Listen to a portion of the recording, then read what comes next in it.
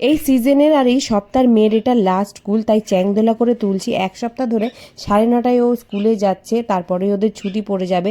রাত্রে তো ছেলে দেরি করে ঘুমায়, তাই ও তাড়াতাড়ি ঘুমাতে চায় না, ওরও ঘুমাতে লেট হয়ে যায়। আর সকালে স্কুল যাওয়ার টাইমে এরকম চ্যাংদোলা করে তুলতে হয়। অনেকদিন পর কোলে নিলাম।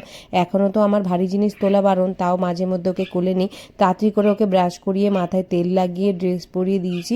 এখন ওকে ভাতটা খাইয়ে দিলাম। ওর পাপা এদিকে দেখো টিফিন রেডি করে দিয়েছে। আজকে ওদের পার্টি ছিল স্কুলে, তাই কুরকুরে, ডার্ক ফ্যান্টাসি আর হচ্ছে মাজা দিয়েছি। এদিকে মেয়েকে রেডি করতে করতে এদিকে আমার ছেলেও উঠে গেছে।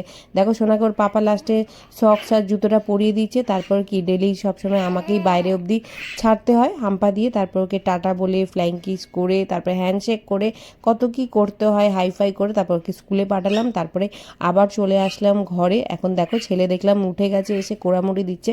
আবার ওকে নিয়ে বসে পড়লাম ওকে খাওয়ানোর জন্য। তারপর আমি স্নান করে আসলাম। কাজের দিদিটা দেখো বিছানার চাদর টাদর পেতে দিয়েছে। এদিকে ছেলেও ঘুমিয়ে গেছিলো। তারপরে শিনুকে ভোগ দিয়ে দিলাম। তারপর আমি চলে আসলাম রান্নাঘরে নিজের জন্য দেখো ব্রেকফাস্ট বানাতে, কিন্তু সেটা আর পারলাম না, কারণ ছেলে আবার ঘুম থেকে উঠে গেছিলো। এই হচ্ছে তাড়াহুড়ো, আর ঠিকঠাক ঘুম হয় না রাত্রেবেলা, চোখের নিচে তো ডার্ক সার্কেল পড়েই গেছে। একবার মেয়ে একবার ছেলেকে দেখতে দেখতে সত্যি সময় চলে যাচ্ছে, ভিডিও করার টাইম পাচ্ছে না। ছেলে উঠে গেছিলো, ওকে বেডশিট করিয়ে ডিম টোস্ট বানিয়ে তারপর খেলাম।